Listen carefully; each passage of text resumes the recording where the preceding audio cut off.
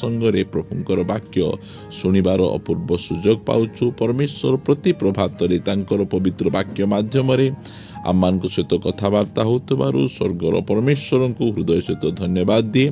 ता सहित आपण समस्त को मध्य धन्यवाद दिए, कारण आपण नियमित यही चैनल द्वारा प्रसारित होता कार्यक्रम गुड़िक को आपण मैंने देखुंती, केवल देखुंती ता नुहे, लाइक शेयर कमेंट्स गुड़िक द्वारा आम को अत्यधिक परिमाण उत्साहित करुँच।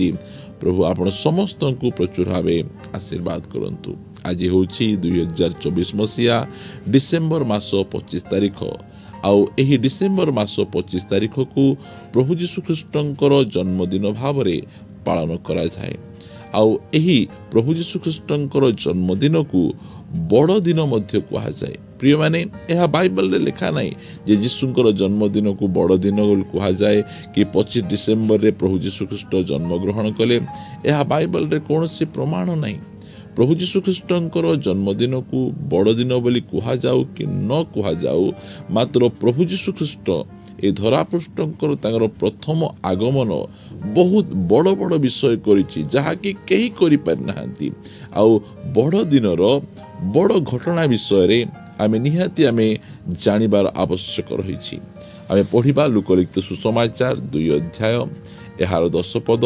ए स्थान रे स्वर्गर दूत माने आसी मेष पालक मान को कहउछंती, सेथिरे दूत से मान को कहिले भय कर नाही, देख मु समस्त लोकंकर अत्यंत आनंदजनक सुसमाचार तुम्भ मान को जनाउछि।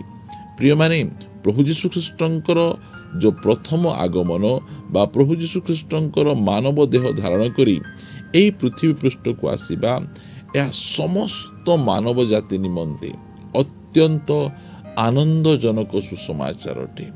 आउ सेही सुसमाचार कौन अटे ताहा आमे जानिबार आवश्यक रही। सेही सुसमाचार होची बड़ दिनर बड़ घटना। कौन से बड़ दिनर बड़ घटना आमे पढ़िबा माथ्यू लिखित सुसमाचार यार 1 अध्याय 23 पद लिखागला, देख जड़े कन्या गर्भवती होई पुत्र प्रसव करिवे, आउ लोके ताहांक नाम इमानुएल देवे। एही नामर अर्थ आंभ मानक सहित ईश्वर। प्रिय माने बड़ दिनर बड़ घटना यह अटे जे आम मानक सहित बास करिबा पाई स्वर्गर परमेश्वर आसीगले।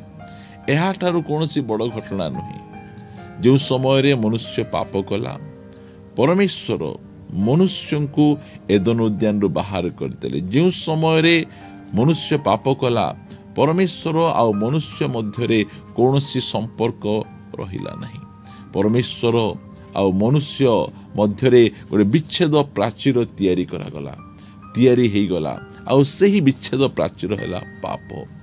परमेश्वर मनुष्य निकट को आसी पार नथिले कि मनुष्य परमेश्वर को निकट को जाई पार नथिले। आउ मनुष्य अनेक चेष्टा करी परमेश्वर को निकट को जीवा पाई से विफल हैला। कारण मनुष्य निजर चेष्टारे निजर बलरे निज बुद्धि ज्ञानरे धर्म कर्मरे कौन सी प्रकार भावरे से परमेश्वर को निकट को पहुंची पारे नहीं। सेतिपाई परमेश्वर से निजे योजना कले आपणार एकमात्र पुत्र प्रभु जीशु ख्रीष्ट को यही धरापृष्ठ को से प्रेरण कले। आउ सही प्रभु जीशु ख्रीष्ट यही धरापृष्ठ को आसी समग्र मानव जातिर पाप निमंते से क्रूसरे अपना जीवन देले।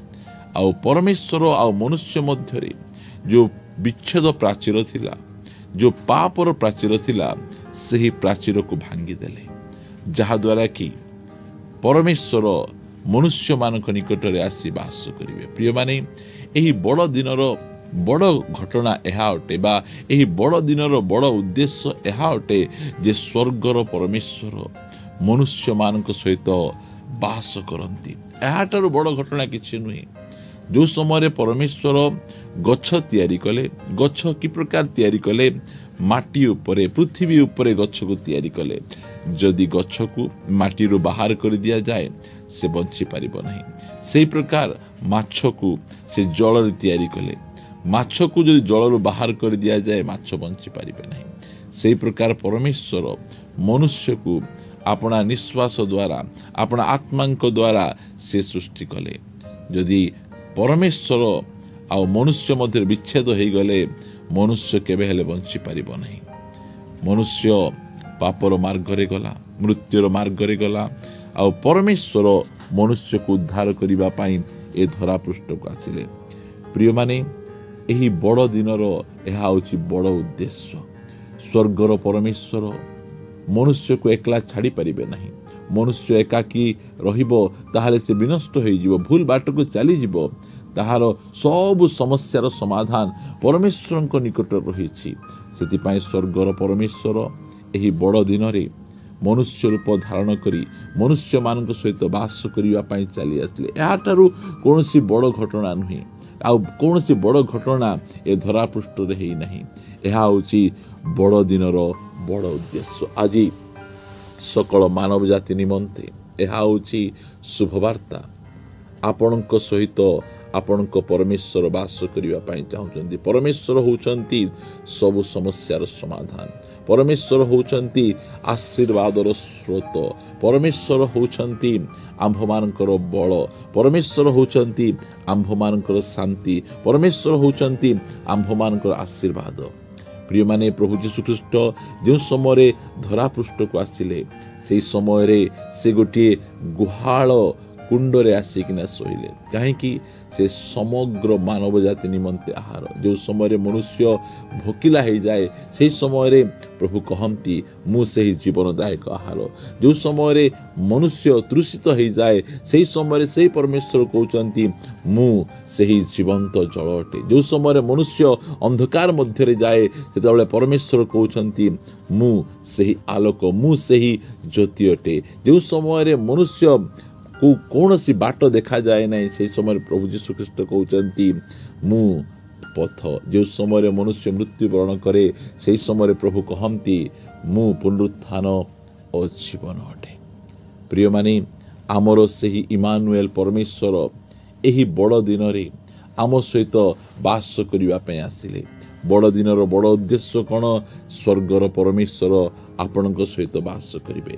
ପ୍ରଭୁ ଯୀଶୁଖ୍ରୀଷ୍ଟ କହିଲେ, ତୁମେ ସମସ୍ତେ ମୋତେ ପରିତ୍ୟାଗ କରିଦେବ, ହେଲେ ମଧ୍ୟ ମୁଁ ଏକଲା ନାହିଁ, କାରଣ ପିତା ମୋ ସାଙ୍ଗରେ ଅଛନ୍ତି। ଆଜି କହିବା ପାଇଁ ଚାହେଁ, ଆପଣ ଯେକୌଣସି ବ୍ୟକ୍ତି ହୁଅନ୍ତୁ ନା କାହିଁକି, ଆପଣଙ୍କ ସହିତ ସ୍ୱର୍ଗର ପରମେଶ୍ୱର ରହିବା ପାଇଁ ଚାହାନ୍ତି। ମନୁଷ୍ୟ ଆପଣଙ୍କୁ ଛାଡ଼ି ଦେଇପାରନ୍ତି, ମାତ୍ର ସେହି ପରମେଶ୍ୱର ଆପଣଙ୍କୁ ଛାଡ଼ିବେ ନାହିଁ। ଏହି ବଡ଼ ଦିନରେ ଏହି ବଡ଼ ଉଦ୍ଦେଶ୍ୟକୁ ଆପଣ ଧାରଣ କରନ୍ତୁ। ଏହି ବଡ଼ ଦିନରେ ଇମାନୁଏଲ ପରମେଶ୍ୱର ଆପଣଙ୍କ ସହିତ ରହିବା ପାଇଁ ଆସିଛନ୍ତି, ଆପଣଙ୍କ ସହିତ ବାସ କରିବା ପାଇଁ ଆସିଛନ୍ତି। ଯେ ପ୍ରକାର ମନୁଷ୍ୟ ଏଦେନ ଉଦ୍ୟାନରୁ ବାହାରି ଗଲା ପରେ, ପରମେଶ୍ୱରଙ୍କଠାରୁ ଦୂରକୁ ଗଲା ପରେ ତାଙ୍କ ପରିବାର ଛିନ୍ଛତ୍ର ହୋଇଗଲା। ଭାଇମାନଙ୍କ ମଧ୍ୟରେ ଅଶାନ୍ତି, ଜଗତ ମଧ୍ୟରେ ଅଶାନ୍ତି, ଜଗତ ମଧ୍ୟରେ ପାପ ପ୍ରବେଶ କରି ସମଗ୍ର ମାନବ ଜାତିକୁ ନଷ୍ଟ କଲା। ସେହି ପ୍ରକାର ପରମେଶ୍ୱରଙ୍କ ବିହୁନେ ଆପଣଙ୍କ ପରିବାର, ଆପଣଙ୍କର ସମାଜ, ଆପଣଙ୍କ ଜୀବନ ସମ୍ପୂର୍ଣ୍ଣ ଭାବେ ବିନଷ୍ଟ ହେବ। ସେଥିପାଇଁ ସ୍ୱର୍ଗର ପରମେଶ୍ୱର ମାନବ ଜାତିକୁ ପ୍ରେମ କରୁଥିବାରୁ ଏହି ବଡ଼ ଦିନରେ ବଡ଼ ଉଦ୍ଦେଶ୍ୟ ନେଇ ମାନବମାନଙ୍କ ସହିତ ବାସ କରିବା ପାଇଁ ଆସିଲେ। ପ୍ରିୟମାନେ, ଆସନ୍ତୁ ପଦେ ପ୍ରାର୍ଥନା କରିବା। ଗୌରବମୟ ପିତା, ଆମେ ତୁମକୁ ଧନ୍ୟବାଦ ଦେଉଛୁ ବଡ଼ ଦିନର ବଡ଼ ଉଦ୍ଦେଶ୍ୟ ନିମନ୍ତେ। ତୁମେ ଏହି ଉଦ୍ଦେଶ୍ୟ ଆମ ଜୀବନରେ ଦେଲ। ତୁମ ବିନା ଆମେ ବଞ୍ଚିପାରିବୁ ନାହିଁ। ସେଥିପାଇଁ ତୁମେ ମାନବ ଦେହ ଧାରଣ କରି ଏ ଧରାପୃଷ୍ଠକୁ ଆସିଲ ମୋତେ ରକ୍ଷା କରିବା ପାଇଁ। ପ୍ରଭୁ, ମୋର ସବୁ ପ୍ରକାର ଆବଶ୍ୟକକୁ ପୂର୍ଣ୍ଣ କରିବା ପାଇଁ ମୁଁ ତୁମକୁ ଧନ୍ୟବାଦ ଦିଏ। ତୁମେ ଏତେ ସୁନ୍ଦର ଆଉ ଏତେ ପ୍ରେମିକ ପରମେଶ୍ୱର। ଆମେ ତୁମକୁ ଖୋଜି ନାହୁଁ, ମାତ୍ର ତୁମେ ଆମକୁ ଖୋଜିଲ। ପ୍ରଭୁ ଇମାନୁଏଲ ପରମେଶ୍ୱର ଭାବରେ ତୁମେ ଆମ ସହିତ ଅଛ, ଆମକୁ ସବୁ କ୍ଷେତ୍ରରେ ସାହାଯ୍ୟ କରୁଛ। ସେଥିପାଇଁ ଧନ୍ୟବାଦ ଦେଇ ପ୍ରାର୍ଥନା ପ୍ରିୟ ଯୀଶୁଙ୍କ ନାମରେ ମାଗୁଅଛି, ଆମେନ୍ ଆମେନ୍। ପ୍ରେଜ୍ ଦ ଲର୍ଡ। ପ୍ରଭୁ ଆମ ସମସ୍ତଙ୍କୁ ପ୍ରଚୁର ଭାବେ ଆଶୀର୍ବାଦ କରନ୍ତୁ। ପ୍ରଭୁ ଯଦି ଅନୁଗ୍ରହ କରନ୍ତି, ଆସନ୍ତା ଅଧ୍ୟାୟରେ ଆଉ ଗୋଟେ ନୂଆ ପ୍ରସଙ୍ଗରେ ପରସ୍ପର ସହିତ ସାକ୍ଷାତ କରିବା ରହିବା। ସମସ୍ତଙ୍କୁ ନମସ୍କାର। Praise the lord. God bless you.